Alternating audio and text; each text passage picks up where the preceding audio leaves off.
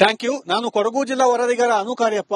ಕೊಡಗು ಜಿಲ್ಲೆಯಲ್ಲಿ ಕೊನೆಗೂ ಭತ್ತದ ನಾಟಿ ಕಾರ್ಯ ಆರಂಭವಾಗಿರುವಂತದ್ದು. ಯಾಕೆಂದ್ರೆ ಜೂನ್ ತಿಂಗಳು ಮಳೆ ಇರಲಿಲ್ಲ, ಜುಲೈ ತಿಂಗಳು ಮಳೆ ಇರಲಿಲ್ಲ, ಜುಲೈ ಅಂತ್ಯಕ್ಕೆ ಮಳೆ ಆರಂಭವಾಗಿರುವಂತದ್ದು. ಇನ್ನೇನು ಈ ವರ್ಷ ಬಿತ್ತನೆ ಆಗಲ್ಲ, ಭತ್ತದ ನಾಟಿ ಕಾರ್ಯ ಆಗಲ್ಲ ಅಂತ ಹೇಳಿ ಜನ ಒಂದು ಆತಂಕದಲ್ಲಿ ಇದ್ರು ರೈತರು. ಅದರಿಂದ ಈಗ ಕೊನೆಗೂ ಮಳೆ ಆರಂಭವಾಗಿತ್ತು, ಜುಲೈ ಅಂತ್ಯದಲ್ಲಿ ಮಳೆ ಆರಂಭವಾಗಿರುವಂತದ್ದು. ಪರಿಣಾಮ ಈಗ ಅಲ್ಲಲ್ಲಿ ನಾಟಿ ಕಾರ್ಯ ಆರಂಭವಾಗಿದೆ. ಅಂದ್ರೆ ಬಿತ್ತನೆ ಕೂಡ ಹಿಂದೆ ಅಲ್ಪ ಸ್ವಲ್ಪ ಮಳೆಗೆ ಬಿತ್ತನೆ ಮಾಡಿದ್ರು. ಬಿತ್ತನೆ ಮಾಡಿ ಒಂದು 20 ದಿನ ಕಳೆದ ಬಳಿಕ ಈ ನಾಟಿ ಕಾರ್ಯ ಆರಂಭವಾಗಿರುವಂತದ್ದು.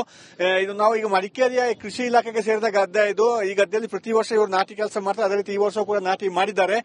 ಅಂದ್ರೆ ಈಗ ಸದ್ಯಕ್ಕೆ ಮಳೆ ಚೆನ್ನಾಗಿ ಹೊಡಿತಾ ಇದೆ, ಜಿಲ್ಲೆಯಾದ್ಯಂತ ಮಳೆ ಆಗ್ತಾ ಇದೆ. ಕಳೆದ ಒಂದು ವಾರದಿಂದ ನಿರಂತರವಾಗಿ ಮಳೆ ಆಗ್ತಿದೆ. ಆದ್ರೆ ಕಳೆದ ವರ್ಷಕ್ಕೂ ಈ ವರ್ಷಕ್ಕೂ ಹೋಲಿಕೆ ಮಾಡಿದ್ರೆ ಸುಮಾರು ಅರ್ಧಕ್ಕರ್ಧ ಮಳೆ ಕಡಿಮೆ ಇದೆ. ಕಳೆದ ವರ್ಷ ಇದೇ ಅವಧಿಗೆ 2000 ಮಿಲಿಮೀಟರ್ ಅಧಿಕ ಮಳೆ ಆಗಿತ್ತು. ಈ ವರ್ಷ ಜನವರಿಯಿಂದ ಇಲ್ಲಿವರೆಗೆ ಸರಾಸರಿ 1100 ಮಿಲಿಮೀಟರ್ ಅಷ್ಟೇ ಮಳೆ ಆಗಿರುವಂತದ್ದು. ಅಂದ್ರೆ 50% ಮಳೆ ಕೊರತೆ ಇದೆ. ಆದ್ರೆ ಇದರ ಮೇಲೆ ಕೂಡ ಉತ್ತಮವಾಗಿ ಮಳೆ ಆದರೆ ಕಳೆದ ವರ್ಷದಷ್ಟು ಮಳೆ ಆಗಬಹುದು ಅಂತ ಹೇಳುವಂತ ನಿರೀಕ್ಷೆ ಜನತೆಯಲ್ಲಿದೆ. ಅದರಿಂದ ಈಗ ಭತ್ತದ ನಾಟಿಯನ್ನು ಮಾಡ್ತಾ ಇದ್ದಾರೆ. ಮತ್ತೆ ಕೆಲವು ಕಡೆ ಮಾತ್ರ ಇದು ಭತ್ತದ ನಾಟಿ ಆಗ್ತಾ ಇರುವಂತದ್ದು. ಮತ್ತೆ ಕೆಲವು ಕಡೆ ಈ ಇತ್ತೀಚೆಗಷ್ಟೇ ಒಂದು ವಾರದ ಹಿಂದೆ ಬಿತ್ತನೆ ಮಾಡಿದ್ದಾರೆ. ಯಾಕಂದ್ರೆ ಮಳೆ ಇರಲಿಲ್ಲ. ಅಂದ್ರೆ ಸುಮಾರು 1.5 ತಿಂಗಳು ಮಳೆ ತಡವಾಗಿ ಆರಂಭವಾಗಿರೋದ್ರಿಂದ ಅಲ್ಪಾವಧಿ ಬೆಳೆ ಏನಿದೆ ಅದನ್ನು ಮಾಡಿ ಅಂತ ಹೇಳಿ ಒಂದು ಸಲಹೆಯನ್ನು ಕೂಡ ಕೊಟ್ಟಿದ್ರು. ಇನ್ನು ಕೊಡಗು ಜಿಲ್ಲೆಯಲ್ಲಿ ಸಾಕಷ್ಟು ಕಡೆಗಳು ಭತ್ತವನ್ನೇ ಹೆಚ್ಚಾಗಿ ಬೆಳೆಯುವಂತದ್ದು. ಭತ್ತದ ಬೆಳೆ ಮಳೆ ಆಶ್ರಿತ ಬೆಳೆಯಾಗಿದೆ. ಇದು ನೀರಾವರಿ ಮೂಲಕ ಮಾಡಲಾಗ್ತಿಲ್ಲ.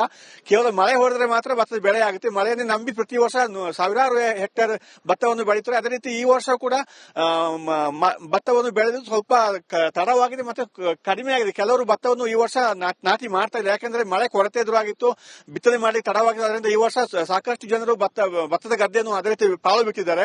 ಕೆಲವು ಕಡೆಗಳಲ್ಲಿ ಮಾತ್ರ ಈ ಒಂದು ನಾಟಿ ಕಾರ್ಯ ಮಾಡ್ತಾ ಇದ್ದಾರೆ.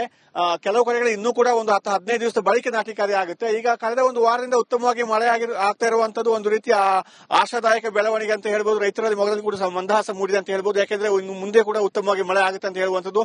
ಮಳೆ ಆಗ್ಬೇಕಾದ್ರೆ ಇದು ಆಗಸ್ಟ್ ತಿಂಗಳು ಒಂದು 15-20 ಒಳಗೆ ಮಳೆ ಮುಗಿಯುತ್ತೆ ಕೊಡಗು ಜಿಲ್ಲೆಯಲ್ಲಿ. ನಂತರ ಮಳೆ ಸಾಧಾರಣ ಮಳೆ ಆಗುವಂತದ್ದು ಅಷ್ಟೇ.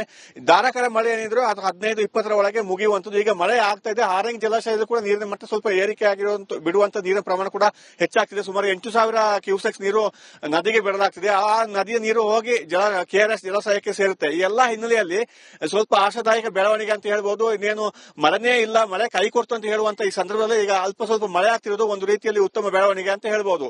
ಇದಿಷ್ಟು ಭತ್ತದ ನಾಟಿ ಕಾರ್ಯಕ್ಕೆ ಸಂಬಂಧಪಟ್ಟಂತ ಸುದ್ದಿ.